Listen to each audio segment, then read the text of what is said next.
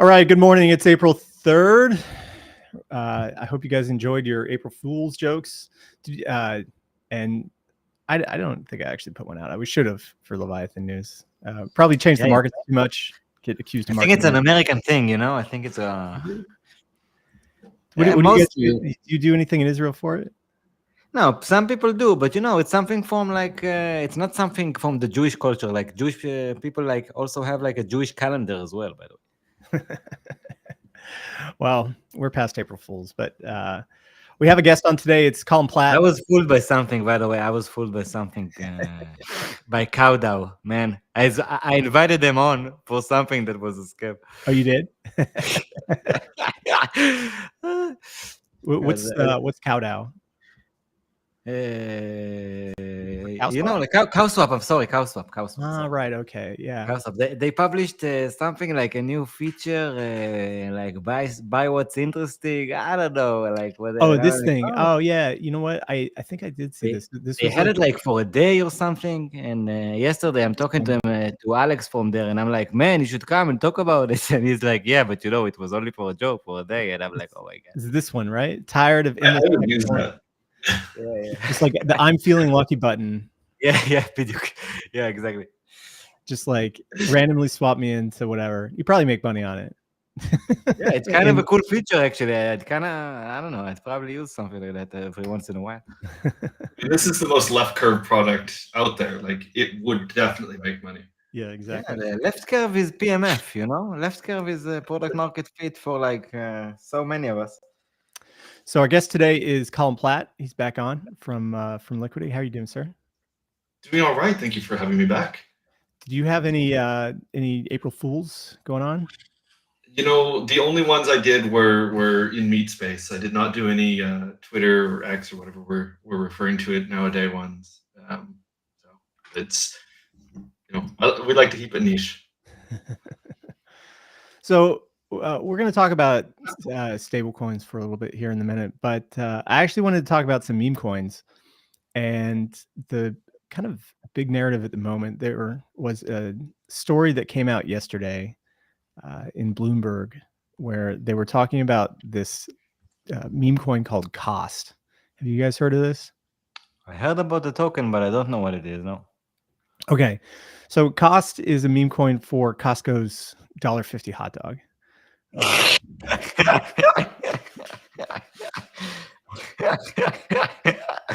And I got it right here. So I believe it's Matt Walsh or somebody. So he wrote anyway, someone pointed me at the Solana meme coin called Costco hot dog or Cost, whose shtick is a Costco hot dog is famously cost $1.50, right? This is the Costco hot dog token. Therefore, it should be worth $1.50.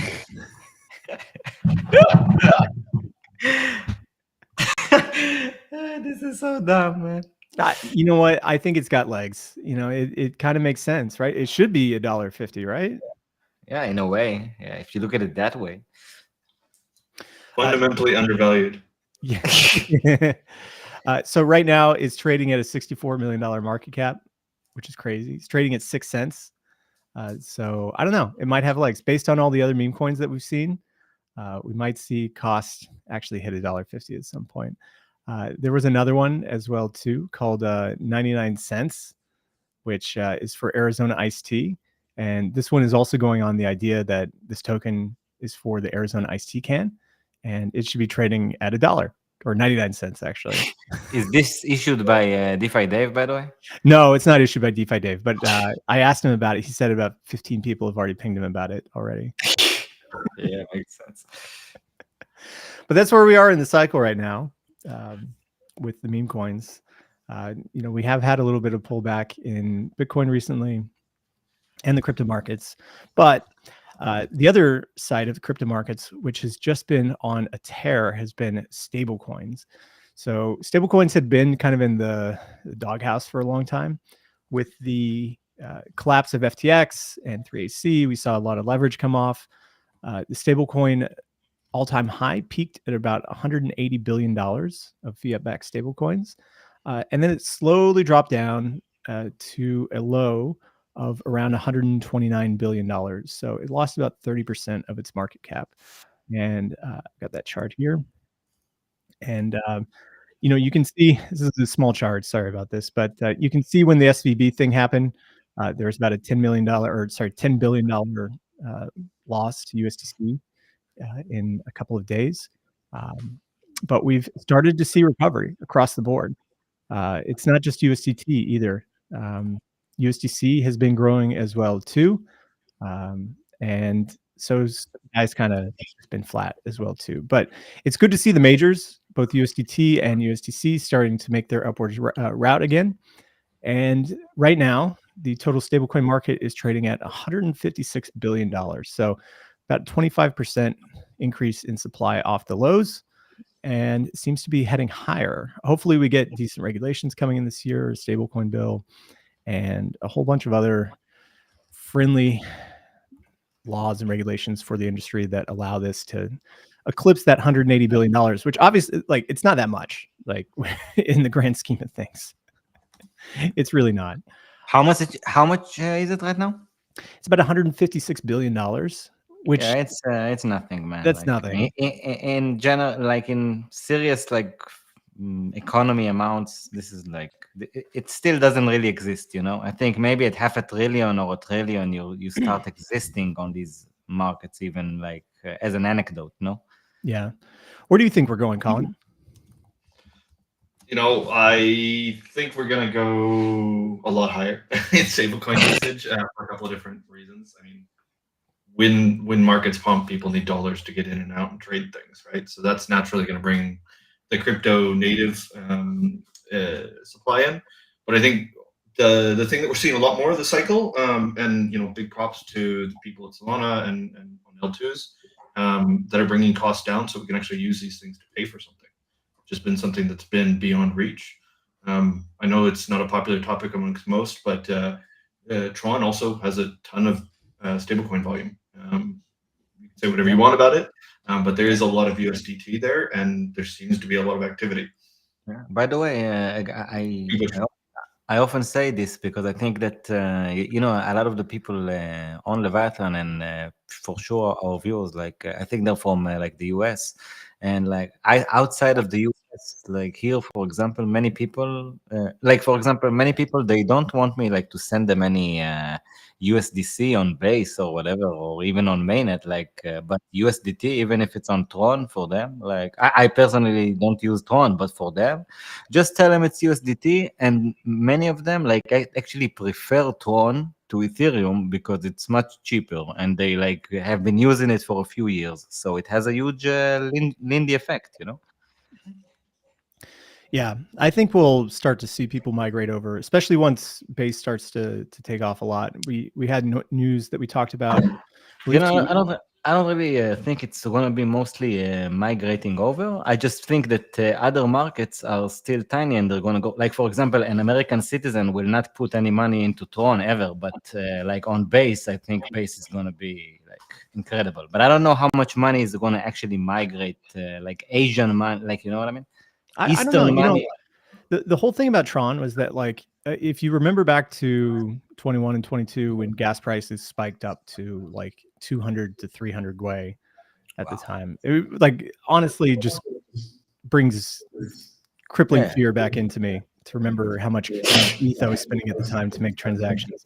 Tron was really the place where, oh, and I'm getting some feedback from you, Advisoor. Tron was really the place that people went because it was cheap. You could still make $1 or like less than $1 like cents of stable coins on the network, and it was really the only place, right? If you think back around that time, 21, 22, there was ETH and then Tron, and then nothing really else. There was no L2s, there was no Solana, there was no other systems that allowed for these type of cheap stablecoin transactions to take place. But now we have proliferation of all these other networks that have brought costs down to just maybe like even a cent or like less than a cent, and it's just going to expand even more in the coming years as we start to see 10,000 different rollups. So I think the growth of Tron at the time was really due to the availability of USDT on Tron at the time as being the cheapest place to send money back and forth. and the integrations in with Binance and all the other exchanges, where, you know, if you needed to go to the biggest exchange in the world, whether it's Binance or the second biggest, which is BOKX, Tron was like the solution to get money off chain if you wanted to do it in a cheap way. But that's not the case anymore. Now there's alternatives. So I really think that we're moving into a new paradigm, and we're going to start to see shifts, especially with Coinbase coming on, Binance kind of losing some of its dominance, and the rise of all these other L2s. So Colin, as a immigrated European now, living in France, I did want to bring up the euro stablecoin supply, because here we have a chart, and for all the growth that we've seen in dollar-denominated stablecoins, the euro stablecoin supply has been pretty flat for a couple of years. It peaked at 600 million back in 2022 of January, and it's been flat ever since then. So, like, what's going on with Europe? Well, I mean, to me, this means a couple of things. First is a lot of the bank account backed stable coins. So I think USDC, USDT, things where there's money in a bank account and the token represents that holding. Won't get into more details about that, but that's essentially the idea behind those. Even kind of the lowest of lows, USD had positive carry on it. That wasn't necessarily the case with euros. Obviously, that has changed, but now I think this kind of lag is for a couple of different reasons. First is the euro is not a pricing currency for most commodities. I mean, we saw a little bit of it, particularly pre kind of 2022, where the euro was seen as kind of a diversification away from the US government. And what we saw is when sanctions happen, they happen in multiple currencies, not just in dollars. So the euro got wrapped up into that. It's become less important for that reason. And I think a lot of people just have said, let's build liquidity, let's build pricing for commodities and global markets around dollars. And that has continued to snowball. The lagging in euros really tells me that there's not a lot of real world usage for stablecoins yet. I think if you see that and maybe yen and Chinese denominated stablecoins pop off, that could mean that we're seeing more kind of real world action around that. That's not something that's become massive as a story quite yet. It may do in this cycle.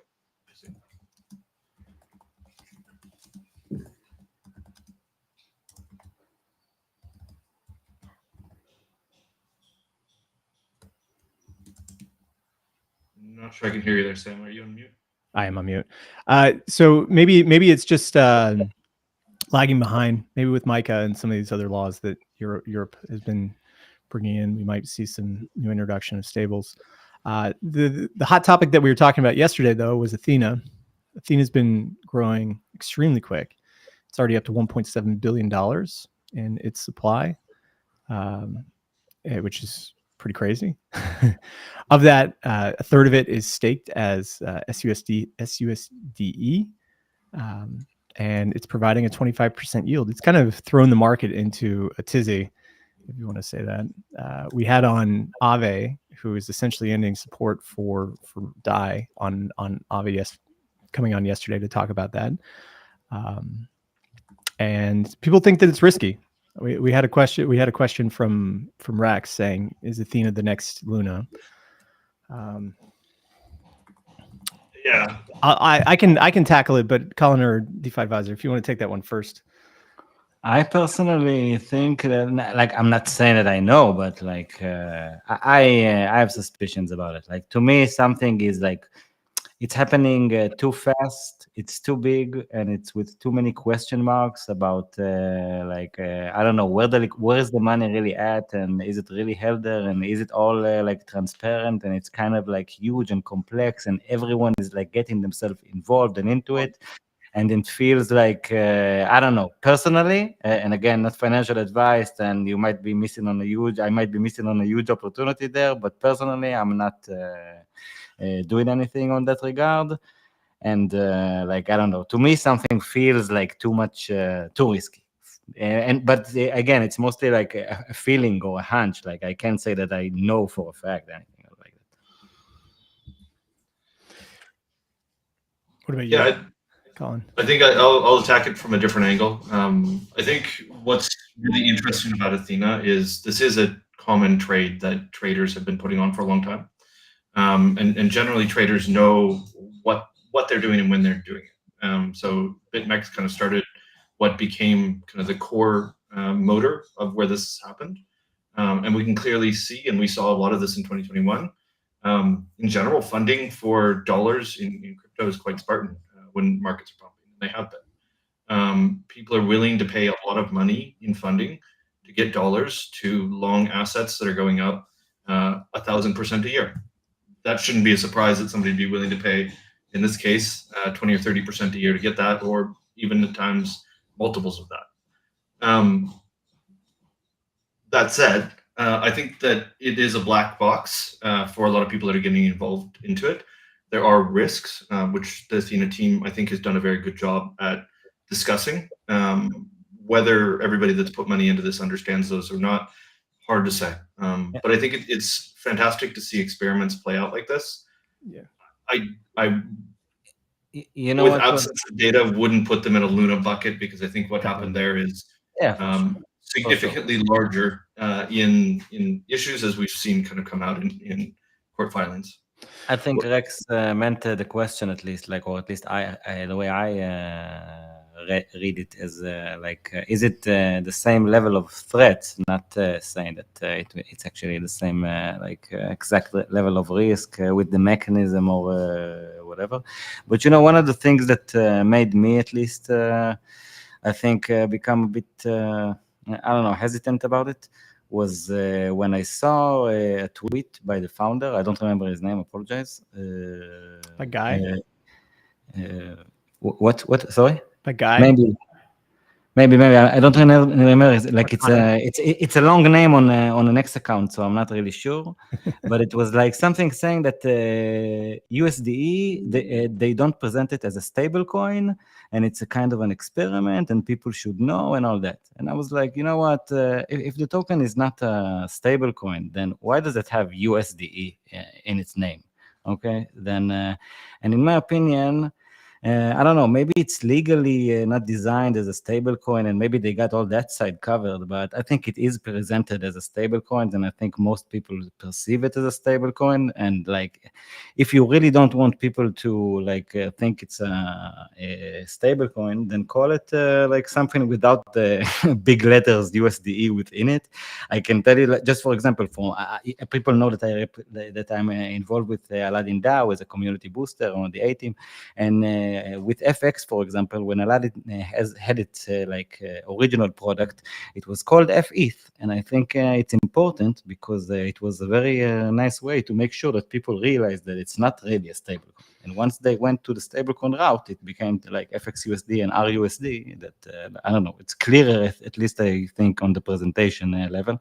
And also, I think that FX is a competitor for Athena in a way, much smaller right now, and with not as much support. But I think it's a kind of a decentralized version of it, and I'm very curious, to see what happened with it, of course, or with projects like Liquity. And I'm of course very much excited to, as we go on with the talk, to hear from Colin about all the new stuff coming up. Yeah.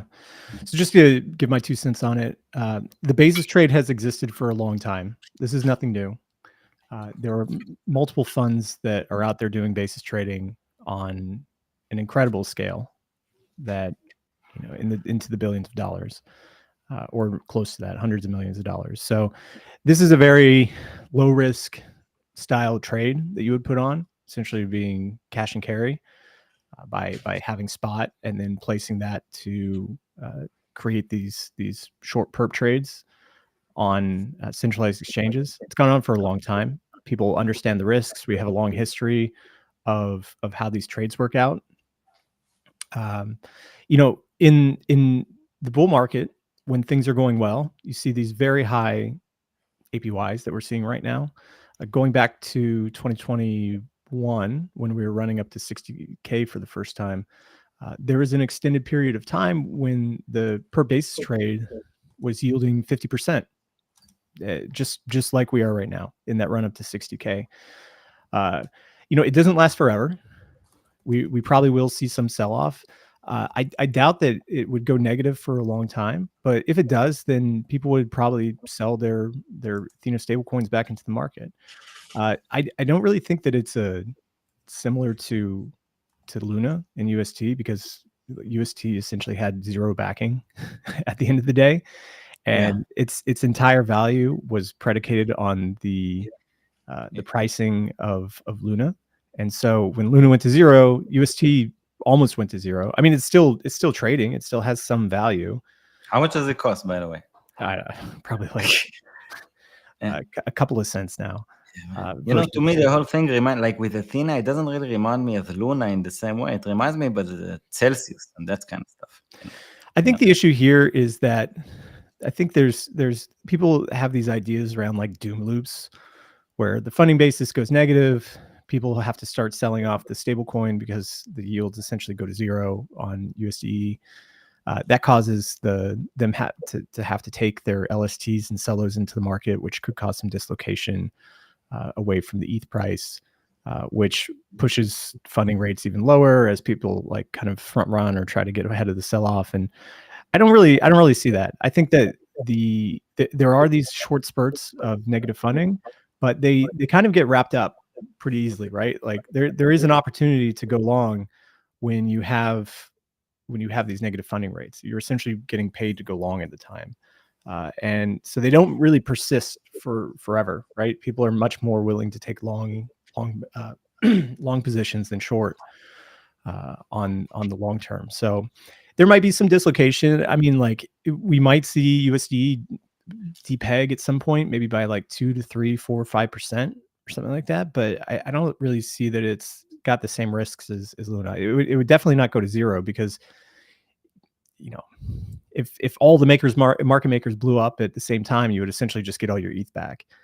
And maybe ETH goes down during that point and you get back ETH that's worth less comparatively to what the SUSD price is. So it might depeg, it might not, but I don't think it has the same risks. But I think that many people are concerned about the fact that a lot of the money is going to be held by on centralized exchanges. I think no, it's not. It's almost, at least on my side, it is. Like, I don't know if it's for most, but for me personally, the minute I know that a lot of the money is actually on centralized exchange, I don't feel that I can know for sure what's going to happen to it to the same degree if it's not on a centralized exchange. And I don't know if other people are worried about other stuff. That's great. Like, that's for them. So it's not really. So Athena uses a couple of different custody providers, notably Fireblocks and Seafood. But who knows what's going to happen with them one day? Like, I'm not saying it will, but like I didn't know that something is going to happen to Celsius as well. Like, yeah, but all of the ETH that they're using is essentially in these custody providers, which are separated away from the exchanges. So even if one market maker blows up, or if there's some issue with those market makers, that ETH is still held in institutional custody. I don't know the legal aspects of it. I mean, this is what we were talking about with paper yesterday. There might be like I don't really know the claims process, whether who would be senior or who would be junior in these claims, like where USDE sits if you have these blowups.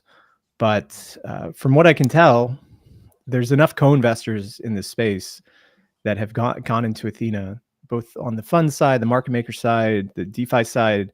Everybody's contributed money into Athena. So it seems that the risk is essentially shared across all these different parties. Yeah, but that can also become contagion, because we can also remember that like a lot of the people that are doing like promoting Athena now, you're right, like the rock stars. And by the way, I'm rooting for their success. Like, I'm not saying that I hope, like on the contrary, I hope this leading project that like gets us like into mass adoption. I'm not joking about it. What I'm saying that, I think it does present all kinds of different question marks that on many projects that I personally am interested in. Like, I think that it's very different, but it also really allows the opportunity there for Athena to really scale, because in order to actually become big, you have to come with all these all this infrastructure that actually allows it. But it's going to be a very interesting experiment. And remember, they've only provided they've only provided USDE for the Ethereum pairs so far. So they're taking in LSTs and ETH, and then they're hedging that side out. They haven't even gone into the Bitcoin market yet, which from a liquidity standpoint, open interest standpoint, is 5 to 10 times bigger, and also has futures in the TradFi markets that they can access as well too. So I would say that there is going to be a point where they reach the scale that it becomes difficult to add more open interest on the east side without affecting funding rates too much. But then they can just move into the Bitcoin side. And I think that we talked with Connor from Athena a couple of weeks back, and he said that the funding rate is a feature. It's not a bug. Of course, it is going to go negative at times. They do have an insurance fund. I believe it's $30 million now. And that would be used for buffers in case there's negative funding to pay that down. They also have their stablecoin, or sorry, not their stablecoin, but their governance token as well too, which is trading at a few $1 billion. It just got launched the other day, the ENA. And it is currently trading at a fully diluted valuation of $14 billion. So it seems like they have a decent capital buffer in if they needed to sell off some of the governance tokens into the market to pay for funding. Obviously, that doesn't last forever, but neither does negative funding. Negative funding will always revert back to whatever the baseline is, whatever the average is. It's a mean reversion trade. So if there is that issue of negative funding, I don't think it persists. And I think all these worries about it, even if it becomes a $10 billion asset, are probably a little bit misguided. I don't think that that if you're looking at the funds of these size, the market makers who are dealing in billions of dollars, I don't think they would have created this product had there been these deep systemic risks that we're thinking about on the show today. To be honest, I think that a lot more money is going to be on the line. I don't think it's going to be a $10 billion business. I think it's going to be in the hundreds of billions, and that's where I think the risk will start. But let's see. Potentially, I mean, really, it's a function of. I'm definitely hoping it's going to be a great product that's going to lead the industry forward and going to create a lot of new opportunities. Yeah, I mean, really, again, it's a function of the open interest on the market. Like, just taking a look at CoinGecko here, we can take a look at the derivatives exchanges. So, Binance has $20 billion of open interest. Bybit has 11, and then it just goes down the line a little bit. So I don't know. Maybe there's 30 to $40 billion worth of open interest, and they can probably take 10 to 25% of that. So, $10 billion doesn't seem that much at the end of the day. Put things in perspective. I mean, right now they're at what USDE is pushing $2 billion. Yes. So I mean, they're at 10% of Binance, and that's global Binance. That's not just. Well, it's not just on Binance. I think about 33% is Binance right now. Another 33% is at Bybit, and then they've spread it out at a couple more places. So I guess my take that I throw in here is I think when things are manageable, I tend to agree with DeFi Advisor. My worry is not when things are good now.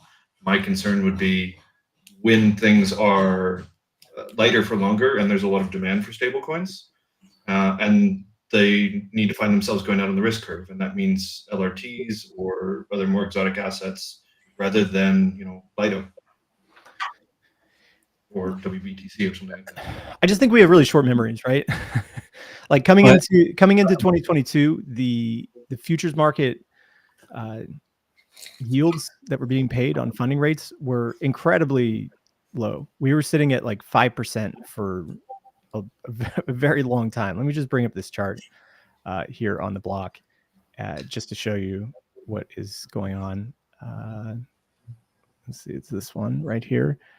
This one only goes back until April of 2023, but funding rates across the board were maybe like 2 to 3% for a long time until we started to have that run up on BTC. And then they've kind of like peaked and run around anywhere between like 10 to 30%. Recently, they've been in the 20s or 30s. So at some point, we're going to revert back to that 5%. And look, we had close to a year of 5% yields on the funding rates. So I just think that we're in this period of like high demand for long leverage. Eventually that'll like revert. We'll go back to 5%. Everybody, like the yields on Athena will come back down. They'll be competitive across the board with all the other stable coins, and everything will just kind of settle down again. But it's really dependent on how much long leverage there is in the market, or long demand there is. There was an interesting comment from Rex in there about what I took away from that is what changes inside of the futures market or the perps market. Essentially, if we have a lot of short interest brought in from Athena that otherwise wouldn't be there, does that change the dynamic and make Ether relatively cheaper to go long than BTC? And if so, what does that do? Yeah, exactly. That's a good point, right? That if it's getting cheaper to go long because of all this passive OI coming from Athena, it might, but again, they're not at scale yet. Let me just bring up another chart. So this is the volume and open interest of the CME futures, which talking with Connor, this is a very like reasonable market that they can enter into. So CME also has another $10 billion worth of open interest. So, you know, across the board, they could probably increase their size another to $10 to $20 billion at full scale. In the ETH markets, the BTC markets, plus the CME BTC markets, and not affect things too much, because you know, from what I understand, in a post FTX world, the cardinal sin that FTX broke was that they were internally market making, and pretty much everybody was doing this as well too. Internally market making their own books, so they knew where all the liquidation levels were, and this is where you get all these bards, right? Like they would just push the price 3% in one direction and then whip it back down because they just wanted to liquidate. They're more focused on liquidating because that's where they make all this money. Now we've seen a switch to like where none of these exchanges are doing internal market making because of the regulatory scrutiny from the SEC and all the other regulators. And they are having to now push that out to these market makers. And so Athena is really filling a role as this passive OI, passive open interest, that's being pushed in the market. That's really helpful for these exchanges, because now instead of having to liquidate, they can just capture fees from the open interest. And so their goal now is not to like swing everybody around on these big swings, but rather to get as much open interest into their books as they can. So I don't know. Look, we're still at like an early state with Athena. Like $2 billion is not that much relative to the total open interest across the entire market. And it's when we get to 10 or 20 billion, I think we can revisit this question. But we'll have to see how it performs when things flip negative for a while. Yeah, I agree. For now, like this is not meaningful money for the centralized exchanges. But if we're actually in a bull market, like in a year or few, like I don't even think that it's going to be like 10 or 20 billion. I think it's going to be in the hundreds of billions. Like if like I don't know, maybe I'm too bullish on a lot of this. I think that so much money is going to enter the space, Sam, that the amounts of money that we're now net are going to seem like we would find it hard to believe that this is the amounts of TVLs that we currently have, because it will be so easy to forget it once actual walls of money start pouring in. Yeah. Do you remember back last year when like T-bills and RWAs were a thing? Taylor McRae, you asks. We couldn't make any money. No, and to hit on DeFi advisor's point there, like I started my career in traditional banking, working in an investment bank, and back in 2014 I started pitching the idea of like we should do something with crypto. And I remember very distinctively having this presentation where I said, you know, a $20 billion Bitcoin market cap was nothing to kind of shake a stick at, and now you kind of talk about walls of money. I think things can get exponential, and we've seen that exactly with the spot ETFs in the US. What was the number that we had for total stablecoin market cap right now? 180 billion. How much is in Bitcoin spot ETFs? It's like 65 billion. I mean, half of that is a long-standing project from Grayscale, but to put that in perspective, I mean, those products have been around for a few months and they've raised a good chunk of that. And if things continue, and there's nothing to say they will, we could start getting to what would look like a Wall Street scale as these things get set up. Yeah. We're still in early innings on those. Yeah. They can get very big, very quick. Whether derivatives scale up at the same speed really depends on a lot of different factors. Yeah. I think by the end of next year, we'll probably be looking, I mean, I'm hopefully that we're looking at a $500 billion market cap for stablecoins by the end of next year. That, you know, we essentially doubled the stablecoin supply across the board, and that would be beneficial for everything in the market. So, yeah, looking forward to that. Another stablecoin story that I wanted to bring up is the launch of Agora Dollar.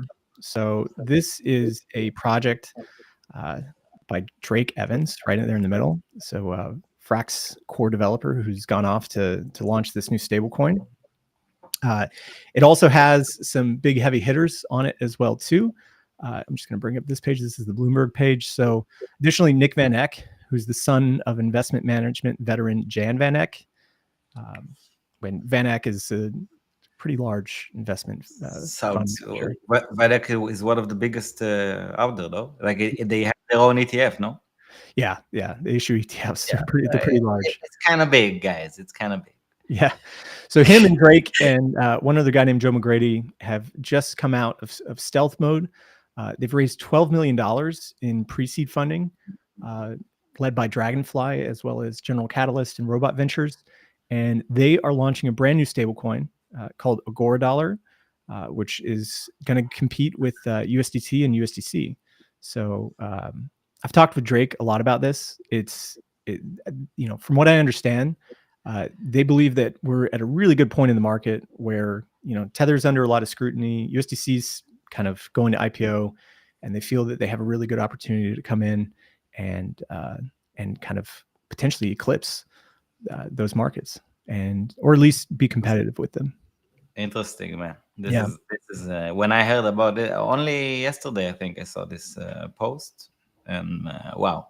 Yeah, a lot of interesting stuff about it. Do you know anything about it, by the way, about the vision there, what they're trying to do? Like, yes, so they packed it in at this last sentence. So Agora plans to sign an income sharing contracts with partners. So this would be like exchanges, market makers, any other fintech institutions which are of size. So I believe that they're going to turn Agora into this, what did Drake call it? He called it a public good. He wants to make a stable coin that's a public good. And all the interest income that they receive, they're going to use for these income sharing contracts where, like, by having it on Binance or, I don't know, whatever market makers are using it, they'll receive some of the yield from the securities that they're invested into. So yeah, really looking forward to this. I know that we had some tweets from Austin Campbell, who's also been on the show as well too, talking about what their backing is. So Agora is only using bank deposits, T-bills, and then overnight reverse repo, which Austin says is the best for daily liquidity. And we should have Austin on. I know. We will. We'll get Austin and Drake on, actually, to come talk about this in a couple of weeks. But I think that this time next year, if everything goes well with Agora, they could be looking to be one of the biggest stable coins in the market. Wow, interesting. Yeah. Listen, there's still so much room for grabs. Like it seems like we already know like who are the big players and whatnot, but the market is so small that anything can change. Like we have no idea who's going to be the biggest stable coin and what's going to be the market cap there in 5 years. We don't even know in 2 years what's going to happen. Like with the amount of innovation within the space and the amount of capital still sidelined, we haven't seen nothing, I think, guys. That's true. Yeah. It's still wide open. Like the over under for Tether still being number one in 5 to 10 years. I don't know. But by the way, specifically because like the West is not gonna adopt USDT. You know what I mean? So it's all about like who's gonna be like the West is the Western nominee of the dominant USDT, and because the USD is like the American coin, like I do think that we will for sure see like a bigger stablecoin than USDT at some point. But I do think that in the East, USDT will still have its Lindy effect, and people there will keep trusting it for a very long while, and so will they do on the Tron infrastructure until something like God forbid, but until something happens, why would they? Like if someone has been using Tron for like 5 years, why should he switch? You know, like he trusts it. Yeah. It's not easy to switch to like stop using something that works. So like Rex had another question about like what happens if T-bill yields go to 1 to 2% again, like they were in 2022. I think if that happens, then people just get absurdly leveraged long looking for yield. They go way out the risk curve, and we start to see a lot more on-chain stuff. You know, I don't know a lot about finance, but you know what I think also happens in this situation? We're gonna have something like Olympus, like OM back, and all that. We're gonna have like exciting experiments if it reaches these levels again. Colin, what was your favorite like how do I even call these, like Ponzus? Ponzus? Ponzu. What was your favorite Ponzu out of the last couple of cycles? There's been a lot of them. I think NFTs are still by far, just generally as a sector, the best Ponzu that's ever existed, because we have decided to create floor price as our metric of how well our assets are performing. And when these things are narrowly held and there's no liquidity, we just mark them up to infinity. I mean, those to me are the best.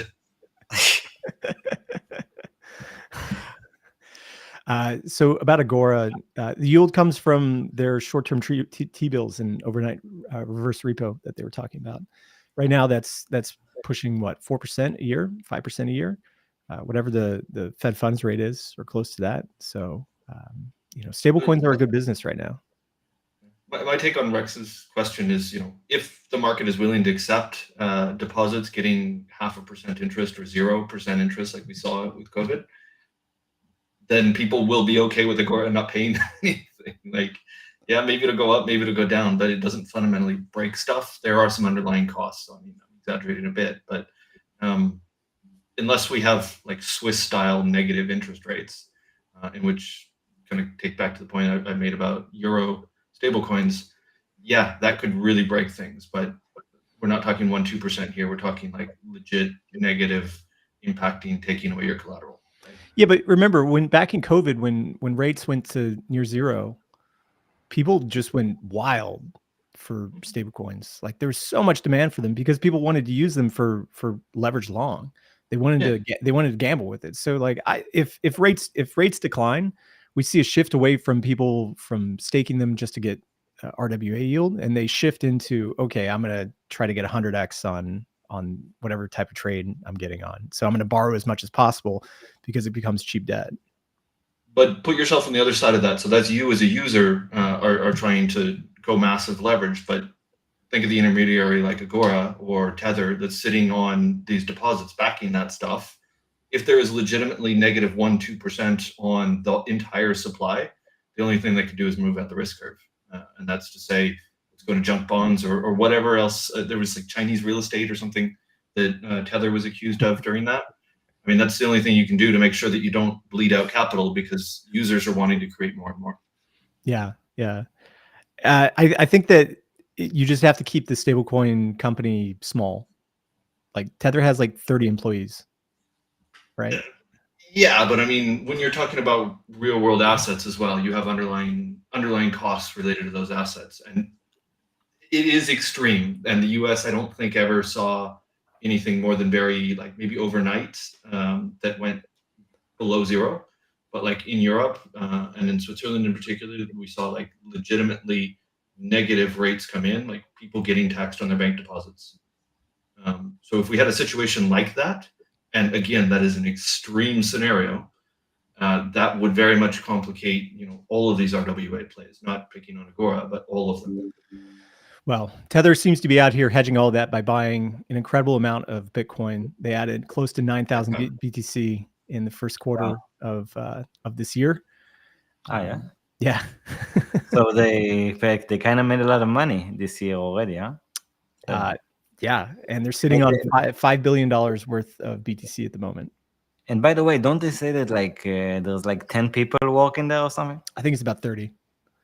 Man, that's such a brilliant company. I really wish that we have them on at some point, because I really think that I don't know. I think they're much more scrutinized than at least I don't get it. At least. Wow.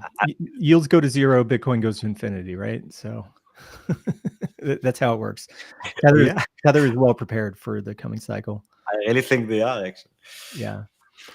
All right, so let's move on to our guest of the day, Colin.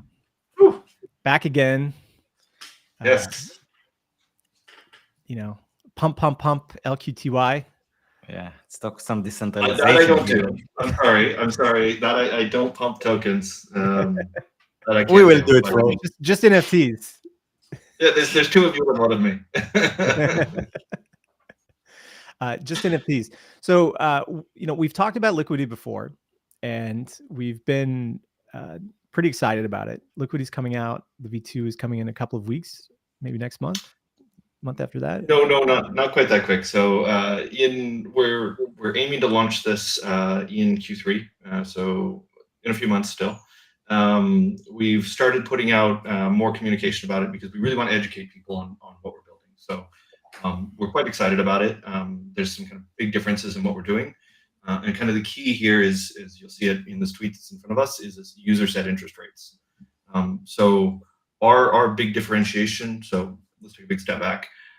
Our current product, which is just called Liquity simply, or V1 as we've been referring to it internally, has a stablecoin called LUSD, and it's just backed by ETH. Kind of the big selling point about that is there is no interest rate. You pay an issuance fee. It's 50 basis points or 0.5% that you pay up front, and then you don't pay anything else after that.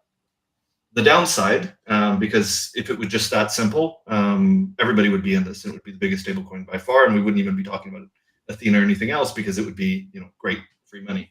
The problem is that if that did happen, everybody would go get that, sell that for USDT, USDC, Athena, whatever, to create that spread, kind of what we were talking about with a basis trade.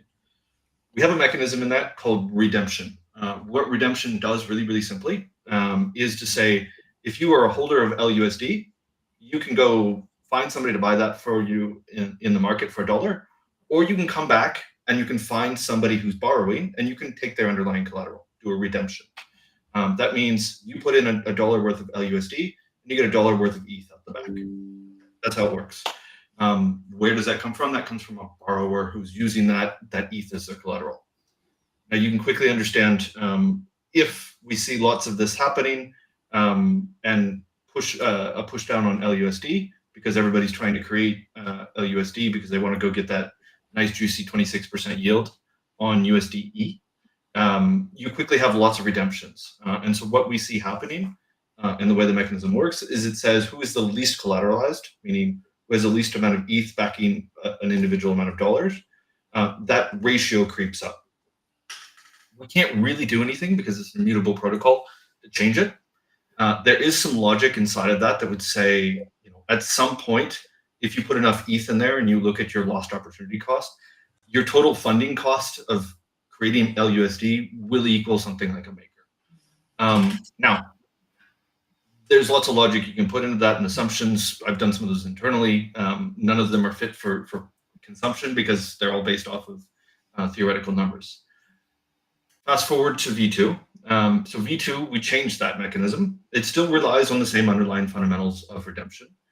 But ultimately, we've created a way where we said, hey, we, by doing redemptions, can fix this problem. And that problem becomes, how much does it cost to create, to mint, to borrow?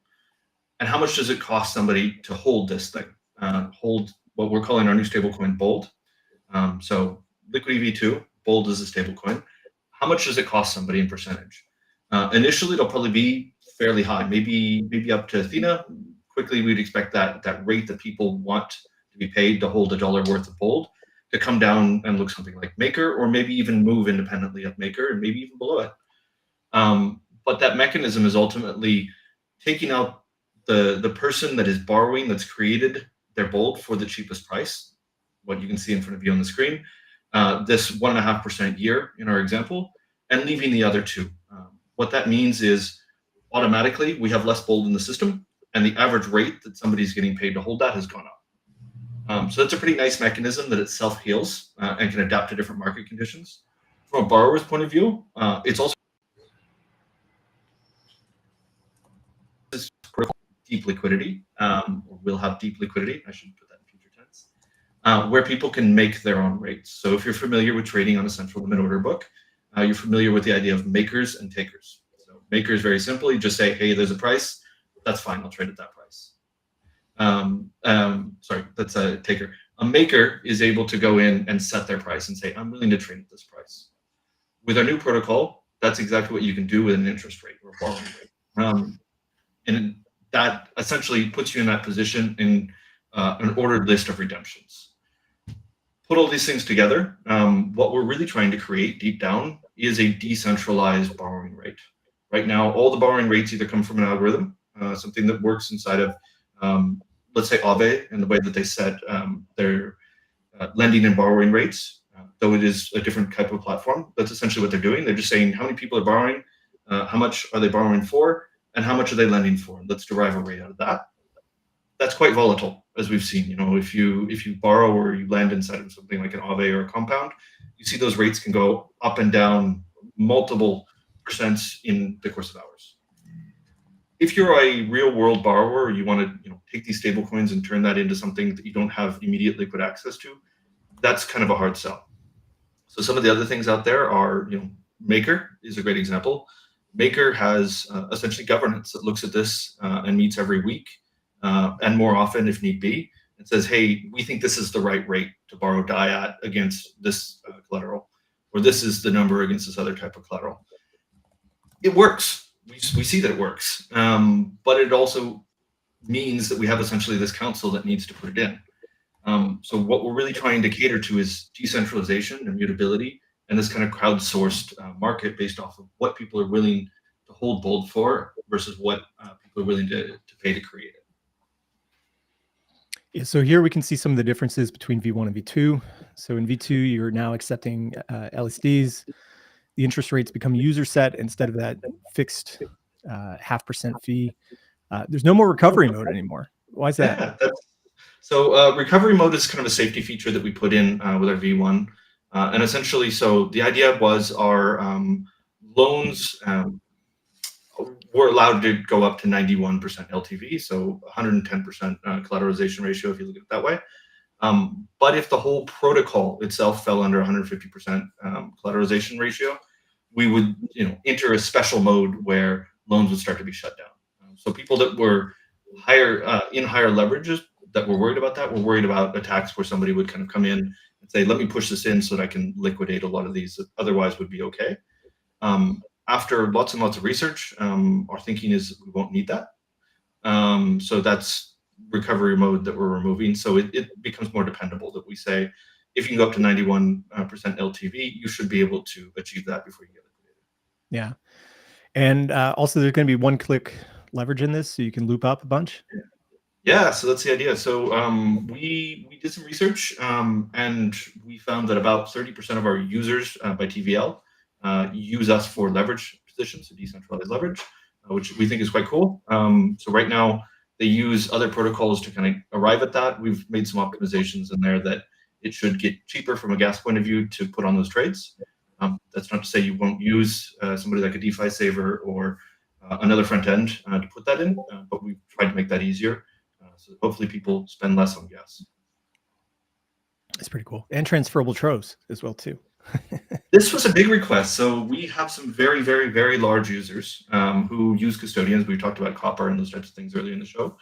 And one of their big pain points with us is our troves are linked to your address. So here we're making them kind of normal NFTs, which means you can move them. But there's kind of a really cool thing inside of this. We've also separated, so we have this interest rate ability where you can change your interest rate that you're paying. You can separate those from the collateral, and you can put that in a cold wallet. And you can keep that rate setting inside of a hot wallet, or you can give it to a third party. So we call that delegation of interest rates. We think this is a really cool feature that will also bring a lot of innovation, where people are saying, hey, for a fee, I'll set Sam's interest rate on your behalf, so you don't have to worry about it. And I'll make sure you're always paying maybe a little bit below average. Wow. So you're doing something better. This could be, a service offered by Creates a new market. It's a new market. It could also be a smart contract, and we see like interest rate derivatives coming out of that. That's pretty cool. So there's much more composability with the troves that are coming, and also you can have multiple troves per address now as their NFTs. Yeah. So hopefully people pile those things up together and make all kinds of cool products. Man, DeFi is so cool. Wait, so does that mean that the troves are going to be able to be shipped to like an L2 somewhere? There you have another question. So we're still working on how to put our L2 strategy together, or let's say non-mainnet strategy, wider than just kind of L2s. For now, the product is going to be launched inside of mainnet. The question of what you can do with the assets, like a trove itself, yes, of course you could bridge that if you have kind of a generic NFT. So these are ERC 721s, the same as your monkey picture, the same as your penguin, whatever. If it can move across a bridge into another network, this thing could use the same thing theoretically. That's awesome. Will you be able to auto compound all these revenues into maybe a different token? Yeah, so our strategy on that is kind of composability. So no surprises there. We've had a lot of requests actually for this, and we've talked to a lot of potential integrators that are building interesting strategies. Because one thing that we didn't hit on here, that I'll go into in just a second, is how do you do that auto compounding? And there are different strategies where that auto compounding might not be directly back into our stability pool, where you deposit to earn money.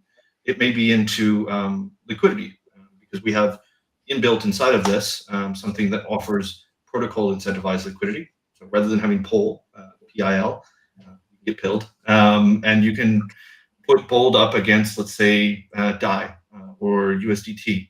And in addition to those swap fees in something like a Uniswap or a Curve, you're also getting kind of our additional benefits that are paid out in bold, which we think is quite cool. And people are building, how can I make an auto compounding strategy through something that looks like a Yearn Vault, or through another protocol that builds on top of that to tokenize those deposits and put your money to work in the best way possible. So we're really open to kind of that innovation happening, which is something that a lot of the feedback we got in our first version was, hey, this is a pretty complete offering. There's not a lot I can build on top of it. So we wanted to answer what people liked about the first one, which is this immutability factor. The protocol is not going to change. We deploy it and that's it, with more things that can be built on top of it. Of course, we will supplement where the market doesn't pick up, but we don't want to be the only ones doing that. Cool. Well, I'm looking forward to seeing Liquity V2 come out a couple of weeks, maybe a month or two, like you said. You're going to give me like 3 days to put this thing on our chip. Always how it works. No, we take security very seriously. So we have multiple rounds of audits kind of coming up, and we want to make sure, again, because as I said, they're immutable protocols. We can only do it once. So you tend to work more at Uniswap speed than we would maybe say at ohm speed. Okay, lightning round. We're going to go around in a circle, and please name some actual immutable protocols. Colin, Uniswap. Okay, you got one. DeFi Advisor, you can go. Curve. Is Curve actually immutable? Isn't it? Curve itself? VCRV? In theory, like the token holders could vote to do some stuff, right? I don't think it's stuff like making the contract, like maybe they can like pause it for like, I don't know, 10 days or something like that. I'm saying governance, like no governance protocols, right? I'll go with Liquity, right? You know what? Ajna. Yeah, I'm glad you said it, not me. We also had a kiter saying Morpho is immutable. Is it? It has no governance? I've not looked into it. like no governance token, no ability to change any of the parameters. So we got Uniswap, we have Liquity V1, Ajna. Ajna, The DAO from 2016. and the DAO. Pretty cool. Like it's more than nothing, you know. It's I mean, it's hard to build immutable code that like actually lasts. Yeah. Maybe some NFT stuff, but I don't know if that counts. I think that some of the older stuff, kind of I guess everything pre-governance with Compound was immutable. Oh, Tornado Cash as well too, I guess. Kind of. They have a governance token, but yeah, but again, if you go that route, then I think that many protocols can be considered immutable. But if you really want to go like no governance process whatsoever, that's you're right. That's a different level of. A lot of meme coins, I think, would fit into that bucket. Maybe straight ERC20 issuances where they like burn the keys, based money, burn the keys, based. You remember based from 2020? Yeah, I remember based. What was that? What was it? It was a rebasing token. They had this like Ampleforth. So when it was above $1, the idea was issue more tokens to bring it back to $1, and then vice versa. So they had some kind of like weird things, but it was all around vaporwave, and it was a funny community, but it didn't work. I think they was that where the base schools came from. That's where base schools and a few other projects have come out of that. I mean, it's fun in that kind of bled in to become its own community of people that are still very active, just because they were degens before we started calling people degens. I was asking Amplis about this. You can still buy the hats, right? Yeah. Let me find out where it is. Amplis, long time guest of the show, has been on this. Ghoulmart. So let me bring this up. If you go to Ghoulmart, which is where the base schools go now, and you can buy some of the merch from Based. So they should have the here we go, Based. So you can get the hat. Lol DeFi base cap. It's a great hat. Brings back memories. I see a question there from Kiter. So our current plan is not to support LRTs, not because we think there's an issue with LRTs, but we're focusing kind of on a more narrow set of assets. Bitcoin? So ETH and LST. Bitcoin? LRT. Bitcoin? Bitcoin, no. I know. No WBTC? No WBTC. I think a lot of people have innovated in the new collateral types, and our choice was building new mechanism types. So if you see where we were with LUSD, we only supported ETH. So going out to the LST specter is already a big change for us. It's huge. We really want to kind of iterate on what you can do with the mechanism. And then, after that, it really depends what happens. There might be parallel deployments, there might be forks, there might be other things that come out where people say, hey, let's experiment in which collaterals you can put inside of this.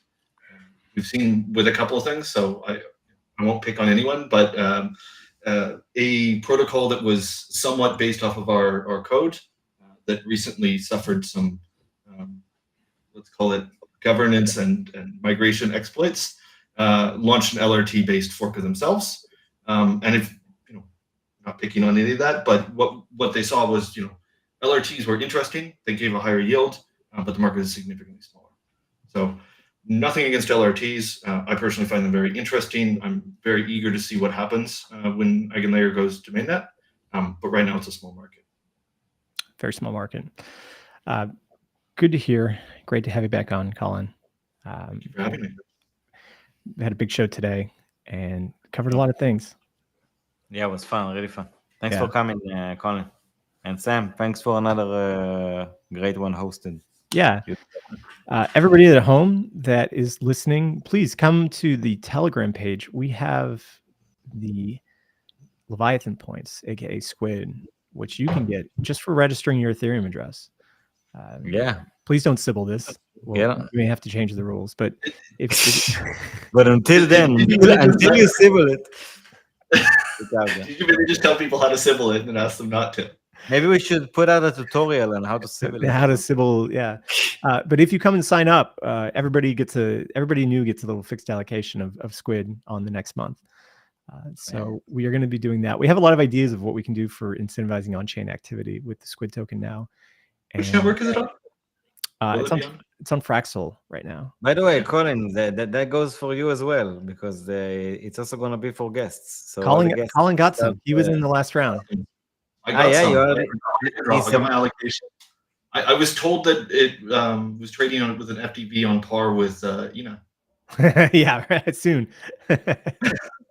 Yeah, it will take us maybe like 6 months, I believe, soon. Create some progress in the market. Kidding, of course, guys, these are points, but exactly. But they're on-chain points, which means they can be on AMM points, which means they can be. It's actually like Sam said.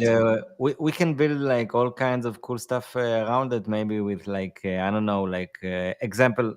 Like if right now we could have sent people to like I don't know, like a galaxy or something like that made by Liquity, and then they would also earn something from Liquity, and they earn something from Leviathan, and whatever, all these points. People really, I think, like I'm not saying all, but like there is a group of people that really like this kind of stuff and activities.